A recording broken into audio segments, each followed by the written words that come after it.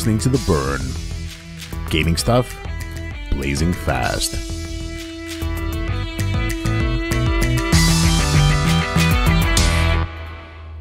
Welcome to a new episode of The Burn, a podcast about gaming done blazing fast. I'm Aviv Manoach. And I am Omer Kaplan. How are you? I'm doing well. How is it going? Pretty good. Getting chilly out here. I'm actually wearing a hoodie with the hood on and everything. It's getting chilly. I think it's like 8 or 10 degrees outside Celsius. I want your weather. Yeah, no, it's kind of funny. Like it just at some point it was nice and warm. Just at some point somebody flipped the switch and now everything's cold. But yeah, other than that, it's pretty relaxing. It's starting to feel the holiday season coming up. So all the stores are already set up for Halloween, and like day after everything's gonna be Thanksgiving. So it's just a slippery slope from now until January 1st. Here is not hot. That's the only thing I can say. I'm sitting in my boxers. I was with an air conditioner until a few hours ago. Now I have a fan on. And that's the only thing I can say about the weather here. We have around 30 degrees Celsius still. Right. So not hot is a good definition for that. Less hot. Exactly. Less hot. In the morning it's fine. In the morning we get like 19. It's fine. Okay, we are The Burn. This is The Burn, podcast about gaming. In each episode, we discuss the game we played and liked or disliked, and then some news. You can listen to all past episode in The Burn.live. That's the website, which will take you to our Anchor page with all the links to your favorite listening apps. And you also can follow me on Twitch, where I sometimes live stream all sorts of stuff, and that's twitch.tv/icel.me. One word. Before we start with the game, tell me something. Have you watched Westworld? I have. Long time ago, though. I hardly remember anything, but I did, yes. Not that long ago. It's a show from what, 2018, something like that? Yeah, 2018, yeah. So I watched most of the first season last weekend. I had the last episode left, and it's cool. It's kind of hooked me on from the very beginning. I would have preferred if they would concentrate on the fictional sci-fi world more than the quote unquote real world instead of the fictional Western world. Yes. Which was less interesting, but overall it was fine. It was fun. It's like an amalgamation of all sorts of sci-fi tropes and ideas. And on Twitter, I talked to a few people, and we were like, okay, what came first? The original Westworld movie, the original Battlestar Galactica, other similar creations. Blade Runner, but of course that Blade Runner is based on a previous on a much older book than all of those, and then there is some Foundation thrown in here. So yeah, a lot of good sci-fi things that I like. Are you watching Foundation? No. I'm waiting for it for the season to end. I have two distinct factions of people in my friends list. Those that think that the show is crap and has nothing to do with the original source material, and those that really love it. So I kind of hope I will be in the love it camp, but we'll see. Yeah, no, I usually don't watch a lot of shows, but I mean, if you are onto the pre-game / renting part of the show, then speaking of stuff that isn't related to the source material, it's kind of funny. I read something on the internet today that made me upset. I know that's shocking news. There was a whole bunch of like articles. So there's a new Pokemon game coming out, right? A remake of Pearl, Diamond and Pearl. Yeah. Mm-hmm. So, so the remake is going to have a shared XP system. Good. Where yeah, and so it's gonna have a shared XP system. And I read 2 articles from 2 different websites, and the title was "How Shared XP is Going to Ruin the Game," and it's not, it's bad for the difficulty setting, and it's not up to the original game. I was like, this is great. I would, Are they done like every time they remade one of the Pokemon generation, they brought it up to date to current standards? So yes, the graphics for Pearl and Diamond is not going to be the same as Sword and Shield, but all the other systems, the more they use the new systems, the better. Yes. So that's, I don't know. So I don't know. I get that people want to be able to change difficulty settings, and we're going to talk about it on these games, like the game of the week. Oh wow! However, I would love if Pokemon games had difficulty settings. However, shared XP out of everything, at least to me, personal experience, I don't. The one thing I don't enjoy about Pokemon games is that they crazy grind. Yeah, it's so. And if you think about it, dear audience, Pokemon games are JRPGs, if you haven't noticed. And JRPGs moved into shared XP like 10 years ago, while Pokemon games lagged behind. So it's good that Pokemon games are catching up with the rest of the JRPG world. I think so too. I also think that, it's good to have your preferred experience from a difficulty settings perspective. By the way, I'm branching into a side story. I have a habit of playing games that are like controversial and have mixed reviews. So I tested the Ghost Recon Breakpoint, the new one that got terrible reviews. I actually wanted to play it lately. The what? I actually wanted to play it lately. So let me tell you. I'm going to tell you. We're going to talk about it on this show, I guess, at some point. But let me tell you one line about it. They let you customize the world as much as you want, so you can experience the core game mechanics to your liking, to a point where you can remove gear power level, which I hate. So you can play on a mode that only lets you carry like 2 rifles and a sidearm, and then you can it's they call it immersive mode. That doesn't have a lot of crap. You can remove as much UI as you want to make it hard. You can add all the UI that you want to make it easier. You can enhance the AI, remove the AI. You can do a whole bunch of stuff. I love that. That's amazing. It's super, super, super fun. And all the reviews are like, this is bad writing. It's not up to the original standards of the thing. I was like, I don't know. Sometimes just take the game face value. It's fun. Why? I don't know. To be honest, the only thing I heard about Breakpoint is that because it came so close to the previous one, Wildlands, I heard that it was pretty much the same experience, which is why people didn't like it, because it's like it's how they used to churn out Assassin's Creed games every year, and they were all the same. So it's not the same. They took it in 2 different angles. One is they added a little bit more futuristic stuff, which there was one of the main criticism. It's like Wildlands was highly realistic, and you're dismantling this cartel or something. And then Breakpoint, they have some elements of futuristic stuff, which I guess some people don't like. I don't mind. It's like a cult element or something like that. And then they also, I think the graphics are way more realistic. There's a lot of hiding and crouching and camouflaging yourself in mud, but in an easy way, in an easy arcadey and fun way. So I'm gonna.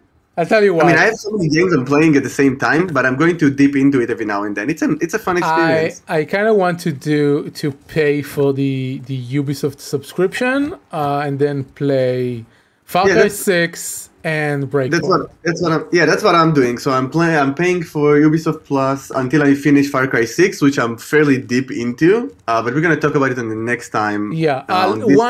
One last story before we dive into the game of the show. We didn't talk in 2 weeks. We need to catch up. Yes. No, but a related story about Pokemon and difficulty levels. Until I bought a 3DS, I used to play Pokemon games on an emulator on the PC. So I played most of them. I think I played up until Black and White. I think Black and White I didn't play. So until one before that on an emulator. And at some point in those games, I would get stuck because I hate grinding and it's annoying. So I would use cheat codes in the emulator to get me rare candies, and I would just level up all of my Pokemons with rare candies. And that's how I would progress the game. I mean, I can totally see that happening. So, I don't know. I'm a big fan of shared XP. I get that some people want to be as close as you can to the original, and it's also fine. I wish it had various difficulty settings that you can switch that on and off. But if I had to choose a default for me to enjoy this game, I would definitely go with shared XP. Yep. Anyway, on to the game of the week. Yes, let's talk about right. Iratus, Lord of the Dead.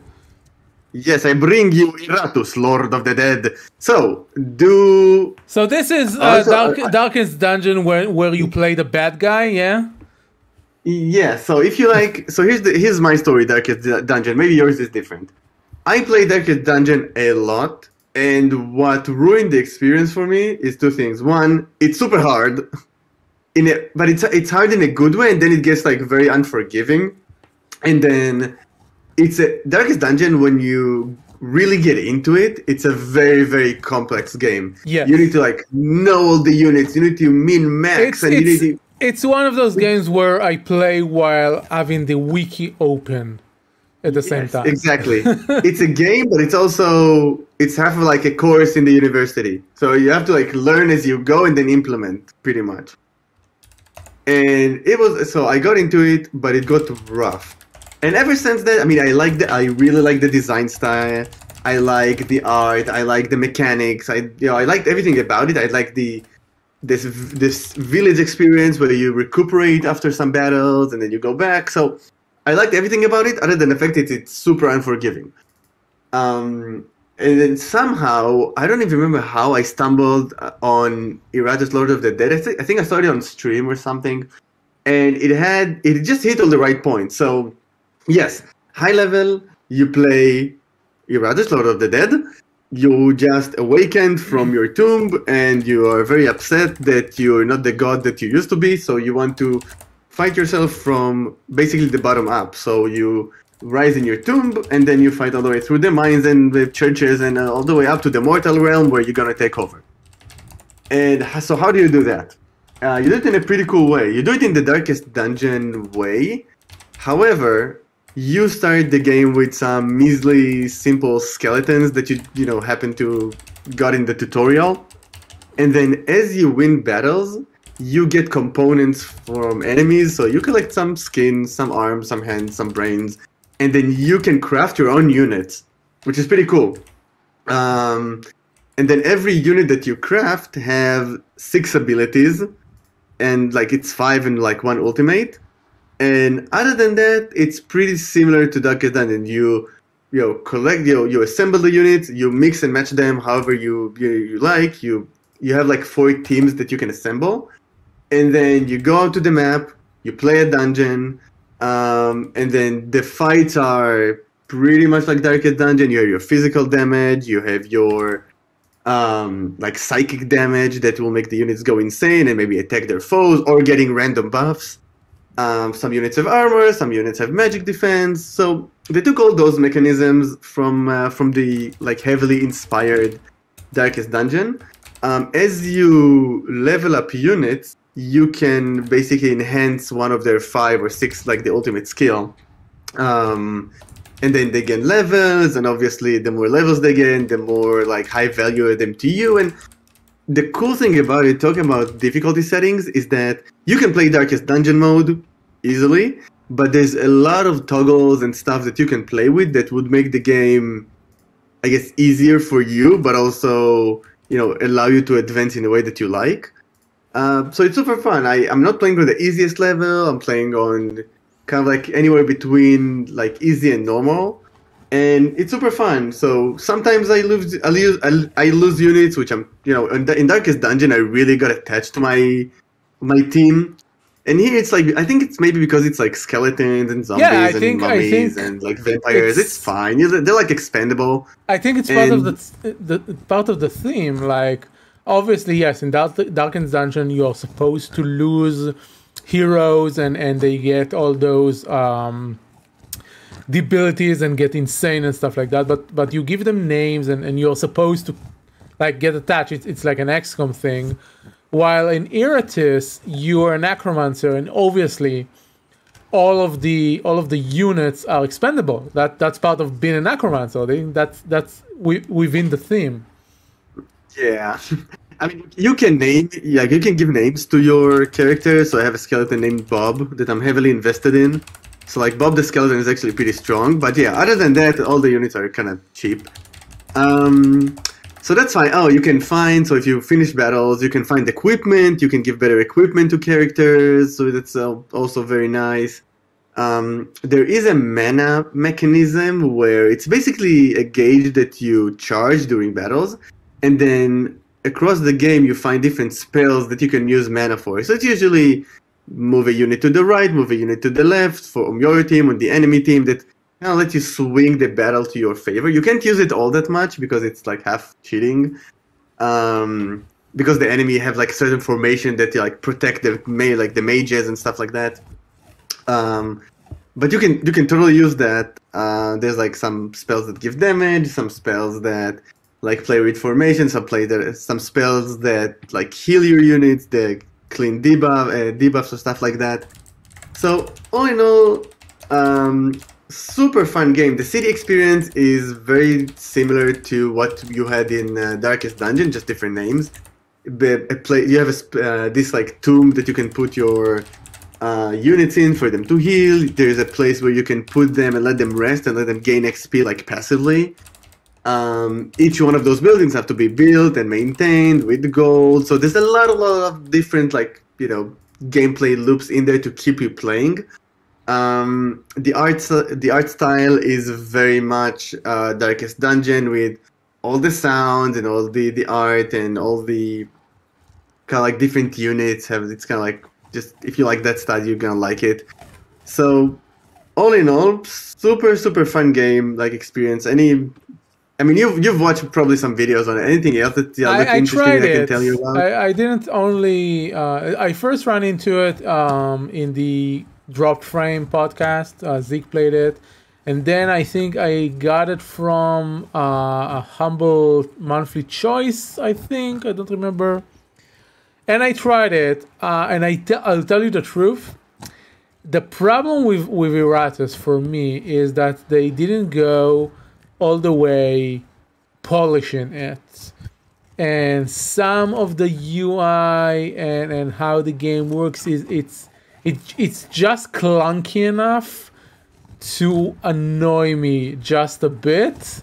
So yeah, I didn't. I can see what you. Yeah, I can see what you mean. Yeah, I can see what you mean. So while I mean, the only maybe criticism to that vein I can give to this game is that, I mean, the combat system and everything during encounters is fine, but then during, like, in between encounters, you have a lot. You have all these like mechanisms that involve your I guess creatures, or your team of skeletons, whatever.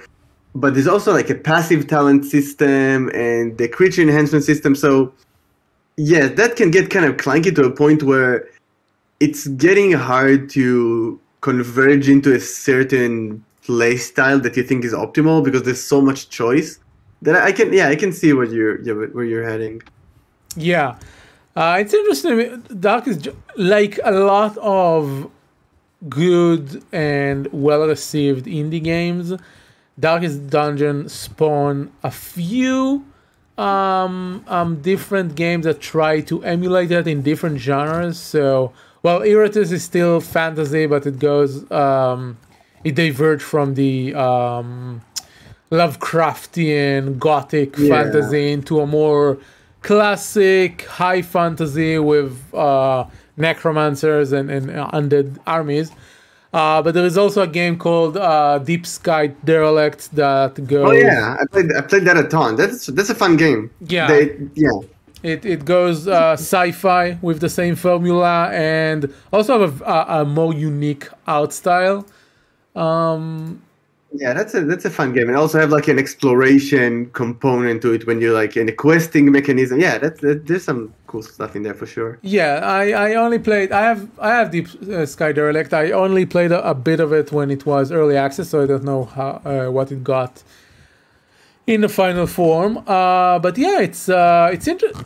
Those, I don't know how to call this genre because it's a turn-based RPG. It has elements of JRPGs, but not really all the way, and it's interesting. It's an interesting genre, and the way Iratus put on top of it the unit creation mechanism, it's also interesting and different. Yeah, the unit creation is cool. The unit creation is cool because you get to decide what you assemble and how you assemble, and sometimes you find like a creature's brain, and the brain have like certain level like of development on it, and it'll like impact the creature's rank that you're creating. So you don't necessarily create all the level ones. You can create like instantly like a level 6 I don't know, zombie, mummy, whatever, vampire, and then you can give them skills like right off the bat. Also, like from a variety perspective, there's like huge. I mean, kind of like Darkest Dungeon. There's like huge variety of like enemies, and every enemy has their skills and ways to beat them. So there is some learning element. I didn't feel it was. I'm pretty sure that on high levels it's required, but on the fairly easy levels you can just build a team that you like and enjoy it. But yeah, so I mean, you can totally go full Darkest Dungeon on that. The ultimate abilities are fun. Like you really feel like unlike Darkest Dungeon, where the game constantly keep you down and make sure that you always feel the burden of, oh my god, it's like super hard. What's gonna go with my team? And they're getting like insane. And like here, the ultimate abilities like it actually let you feel a little bit powerful, which is nice in the context of I'm playing the villain, so. It's kind of nice. Mm-hmm. And you know what? We are recording this on October 22nd, and October 27th is when Darkest Dungeon 2 come out to early access. Nice, and it's almost Halloween, so all the scary games at the same time. So, you know something about it? October is the month where I don't have anything to watch on Twitch. Everyone is playing horror games. I don't want to watch them. I don't want to watch this. So yes. October is the month where I don't have anything to watch on Twitch. I'm too scared to play horror games. Like the only horror game I played in recent times was Dead Space, and even that was kind of scary for me. And I did they hit some jump scares that I was like, I didn't enjoy. I don't play them. Dead Space I did watch, and BioShock I did watch, but most of the Twitch-worthy horror games, it's not something I even want to watch. So that's kind of annoying for me. Anyway, let's do some news. Speaking of sequels and follow-up games for indie titles, just this week saw the release of the new game of Dead Cell creator. I didn't know about this game at all, and I had no idea. And then Yuda from the Game Burning podcast told me he got a key for it, and I looked at it, and I immediately said, "This looks like Dead Cells," and then I read and I saw it's the same person that created Dead Cells. So very much the same aesthetics and stuff, but Nuclear Blaze is less of a action kill things game, and more you are playing a firefighter trying to put off fires, which is interesting. Yep. Apparently, with all the explosions and Metroidvania that it is, I guess. Yes, it's sort of a Metroidvania firefighting game. It's supposed to be shorter by a magnitude from Dead Cells. But seems interesting. I'll check with you for his impressions, and we'll see about that. Yeah, I wonder how that's gonna pan out because I have a feeling that there's better Metroidvanias like lying around. Like I mean, Dead Cells was my game of the year, I think, for 2018 or whatever that was released. But that we'll see. Yeah, but fine. it's also Nuclear Blaze. I'm trying to find the price for it. It's like a it's $20 also game. it took him less time to develop, obviously, because he had the engine and everything. I don't have a dollar amount, just shekel amount, but it looks like Okay. $10, I think. Okay. Yeah, it looks like it. Okay, yeah. Oh, it's also was originally a Ludum Dare project, so so that's nice. Okay. Yeah. Okay, so that's something that came out, and then something that was announced literally today, and that's the Haunted Chocolatier, the new game by Concerned Ape, the creator of Stardew Valley. And well, that's a big thing, because Stardew Valley is a big thing, and it didn't only like develop it for a lot of years. He also continued supporting the game and pushing out free amazing content. Like, the game today is like 4 to 5 times bigger than it was when it was released. Yeah, I think it's an easy, if you want to fully complete. I think it's like $500. It's like insane. Yeah, it's an insane game with a lot of content. And then the Haunted Chocolatier, it's supposed to be on the same vein of the combining RPG elements with management elements, but this time you are managing a chocolate shop. And apparently you need to like make the chocolates, and there are recipes and stuff, but they're also like a haunted mansion that you explore, and you need to kill things in order to get resources. So a kind of a Moonlighter vibe as well.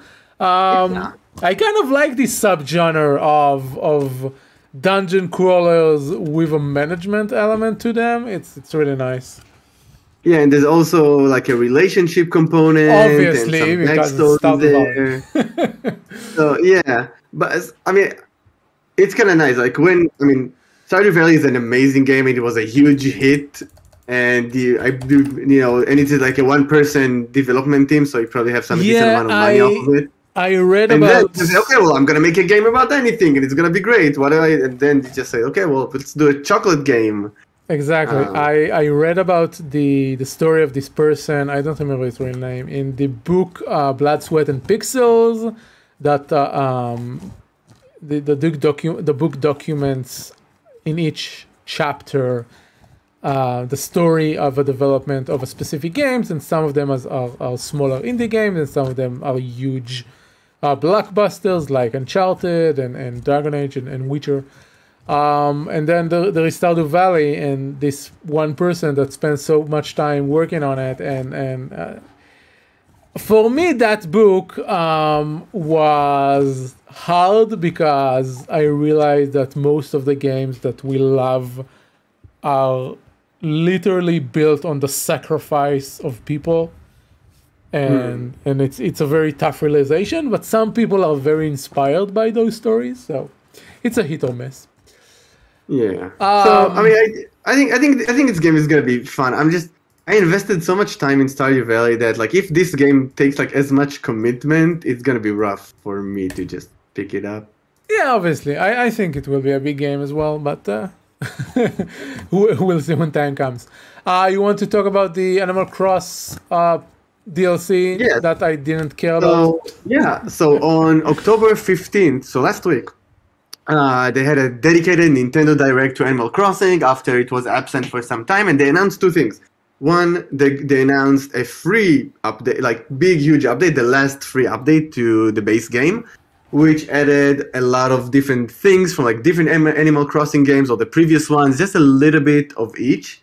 New villagers, new furniture, a whole bunch of stuff. But at the end of the day, the reason, and I loved Animal Crossing, I played the crap out of it when it came out, like a lot of people, because it was in the start of the pandemic and everybody felt lonely, and it was a great way to kind of like get involved in a community. But at some point, it just became, there's no farming, there's no nothing. It's just like hanging around, talking to people, designing your island. But once that's done, the game is kind of stale.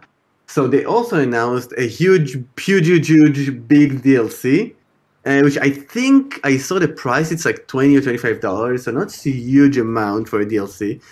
And what happens there is, to the best of my understanding, is that you go on a different island where your job. So first of all, they're adding some farming, which is nice because you're gonna get some cooking and recipes and stuff.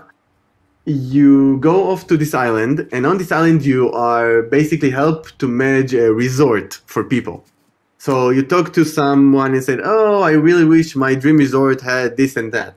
And then you go, you take a plot of land, you basically design it, make it super nice, and it's basically like playing, it's like replaying that design process that people like about Animal Crossing, like all over again with some cute villagers, you earn money, you get unique furniture for your home island. So it's kind of like, it feels like a true expansion pack, like one of the like the one we used to have in old games, where they just take the base story and build another layer on top of that. So it's not, adding more functionality, it's just like expanding the story, which is, it's nice.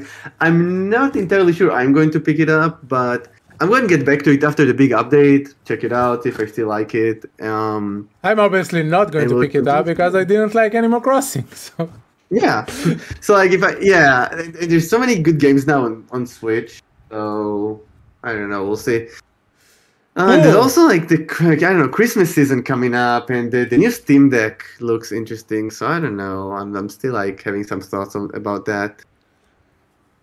Okay. We'll see. The future is bright.